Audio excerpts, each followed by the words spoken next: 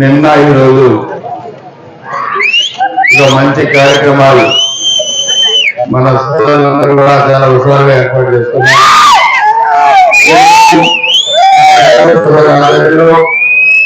ఈ పాట కచేరీ కార్యక్రమం కూడా ఏర్పాటు చేసుకొని ఆ అమ్మవారి దయ మనందరి మీద ఉండాలని, అందరి కుటుంబాలు సుఖ సంతోషంతో ఉండాలని చెప్పి కూడా కోరుకుంటున్నాం.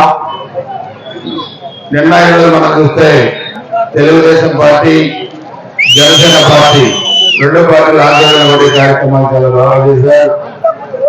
ఈ కలయిక రాబోయే ఎన్నికల్లో అటు అనుభవజ్ఞులైన చంద్రబాబు నాయుడు గారు, ఇటు పవన్ స్టార్ పవన్ కళ్యాణ్ గారి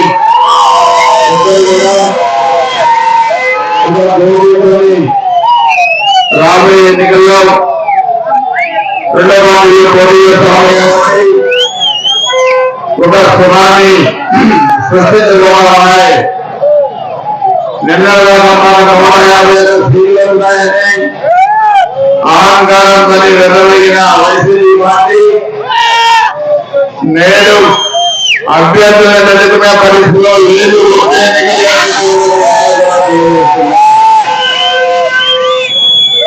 అధికారులు మార్చినట్టు ఎమ్మెల్యేలు మారుతున్నారు. ఈ నియోజకవర్గం నుంచి ఆ నియోజకవర్గానికి ఇంకో నియోజకవర్గానికి. అంటే మొన్న లోకేష్ గారు కూడా యోగా మీటింగ్ లో చెప్పారు, ఎక్కడ పనికిరాని చెత్త, ఏ ఇంటిగా పనికిరాని చెత్త ఇంకో ఇంటిగా ఎలా పనిచేస్తుంది, చెత్త చెత్త అని చెప్పారు. పవన్ కళ్యాణ్ గారు ఏం చెప్పారు, హలో ఏపీ బై బై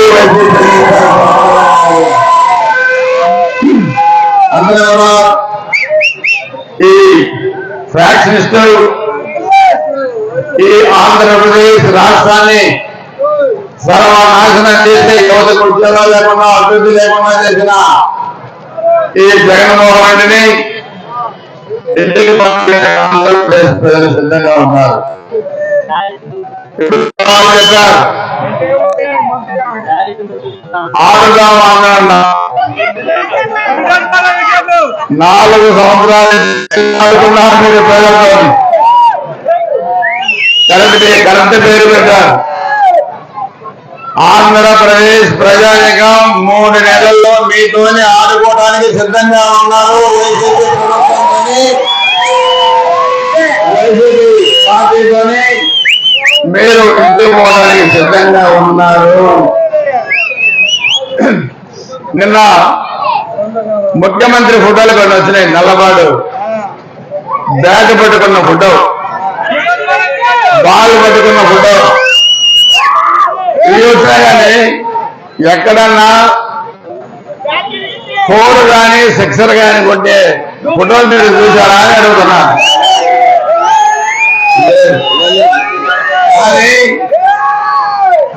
రేపు మనం పోలింగ్ రోజున తెలుగుదేశం జనసేన పార్టీలు 4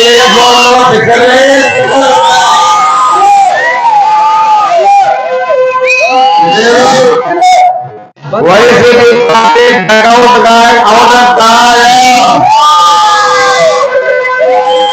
జనసేన తెలుగుదేశం పార్టీలు 150 సీట్లని సెంచరీ దాటడం ఖాయం. ఆంధ్రప్రదేశ్ రాష్ట్ర రాజకీయాల్లో జరగబోతుంది. అందుకనే రాష్ట్రాన్ని చూస్తే ఎప్పుడు లేని సంస్కృతిని గురిగాలకు తీసుకొచ్చారు. మన దళిత సోదరులు కార్యక్రమాన్ని పెట్టుకుంటే దానికి పోలీసులు పర్మిషన్ ఇచ్చారు. పర్మిషన్ ఇచ్చినప్పుడు మన కార్యక్రమం దగ్గర వాళ్ళు ఫ్లెక్సీలు కట్టడానికి వీల్లేదు, అది పోలీసు వాళ్ళు చూసుకోవాలి. గత సంవత్సరం అలాంటివి జరగలేదు. కానీ ఈ సంవత్సరం మన కార్యక్రమం దగ్గర వచ్చి ఫ్లెక్సీలు కట్టి గొడవ పెట్టుకున్నారు. రాత్రి నేను మన వాళ్ళకు కూడా చెప్పాను, సమయం పాటించండి, మనకి గొడవలు అక్కర్లేదు, వీళ్ళు ఓడిపోవడానికి సిద్ధంగా ఉండే గొడవలు పెట్టుకుంటానని చెప్పాను. కానీ రాత్రి ఏమీ లేని దానికి మన నాయకుల మీద, మన బొల్లయ్య, మన కౌన్సిల్ చైర్మన్ అభ్యర్థి మీద ఎస్సీ ఎస్టీ కేసు పెట్టారు. మన పులిపాడు మన పార్టీ నాయకుల మీద, పీకే అదేవిధంగా చంద్రగోపాల్ నాగేశ్వరరావు మీద ఎస్సీ ఎస్టీ కేసు పెట్టారు. ఇంకా కొంతమందిని పెట్టారు. అంటే మాచర్ల సంస్కృతిని గురజాల్లోకి తేవడానికి కాసుమాయేసే ప్రయత్నం చేస్తా ఉన్నారు. ఓడిపోతామని భయంతో తప్పుడు కేసులు పెట్టి ఎన్నికల నాటికి తెలుగుదేశం జనసేన కార్యకర్తల్ని నాయకుల్ని ఇబ్బంది పెట్టే పరిస్థితి తీసుకొస్తున్నారు. నువ్వు తలకిందులు తపస్సు చేసినా కాసుమాయేసే నిన్న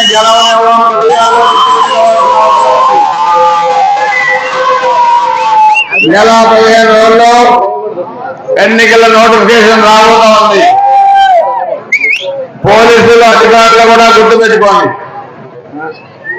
మీ మీద మాకు ఎలాంటి వ్యక్తిగతమైన కోపం లేదు. ఈ వైసీపీ నాయకులు చూస్తే ఎస్ఐలను, సిఐలను, డిఎస్పీలను చూసుంటారు. మేమైతే మా ముఖ్యమంత్రి చంద్రబాబు నాయుడు గారు డీజీపీ పోస్టులే ఇచ్చారు. మీరు మాకేం చెప్తారు, ఈశ్వరరావు డిపార్ట్మెంట్ మాకేం తెలియదు కాదు. కానీ గుర్తుపెట్టుకోండి,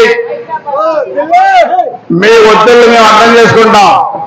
కానీ దయచేసి నెల 15 రోజుల కోసం వైసీపీ నాయకులు ఎమ్మెల్యేలు ఇంటికి పోయి ఎమ్మెల్యేలు చెప్పినట్టు మీరు పోలీసు అధికారులు నడుచుకోవద్దని చెప్పి నాయకులు ఎమ్మెల్యేలు ఇంటికి పోయి ఎమ్మెల్యేలు చెప్పినట్టు మీరు పోలీసు అధికారులు నడుచుకోవద్దని చెప్పి మీకు నేను సవరంగా కూడా మనం చేస్తా ఉన్నాను.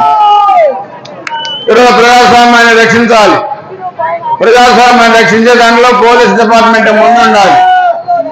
రాత్రి డిఎస్పీ ఆఫీస్ ముందు జరిగిన సంఘటన పోలీసుల సమక్షంలో జరిగిన వాగ్వివాదం తప్పితే అక్కడ ఎలాంటి కొట్టుకోవడం జరిగిన మా దళిత నాయకుల మీద కొట్టారు, రివర్స్ లో మా నాయకుల మీద కేసు పెట్టారు.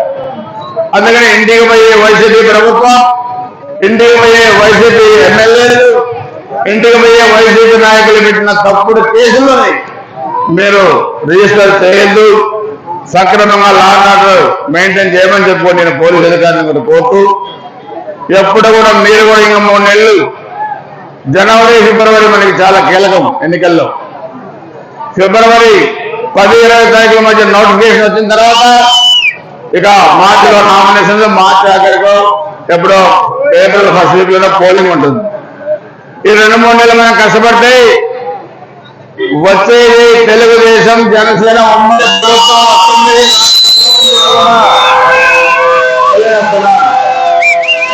కార్యకర్తలు మన నాయకులు ఎక్కడైతే ఇబ్బంది పడ్డారో అక్కడే గౌరవం వచ్చే విధంగా కూడా మన పార్టీ 2 పార్టీలు కూడా చర్యలు తీసుకుంటాయని చెప్పి కూడా మీరు తెలియజేస్తా ఉన్నాను. అందుకే రాష్ట్రంలో రాజకీయాలు మాట్లాడుతున్నాయి. మనం చేసిన అభివృద్ధి తప్పితే వీళ్ళ రాజకీయాలు చేశారు. మందు అమ్ముకోవడం, ఇసుక అమ్ముకోవడం, బియ్యం అమ్ముకోవడం, గుట్కాలు అమ్ముకోవడం, దొంగలు తయారు చేయడం, గంజాయి పెంచడం, గంజాయి అమ్ముకోవడం,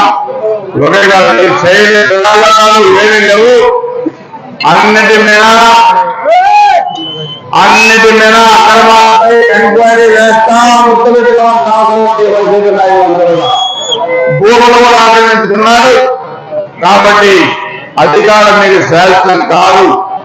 మీకు అధికారం ఉన్న 2 నెలలు, నెల 15 రోజులు మీకు చేతుల్లో ఉంటుంది.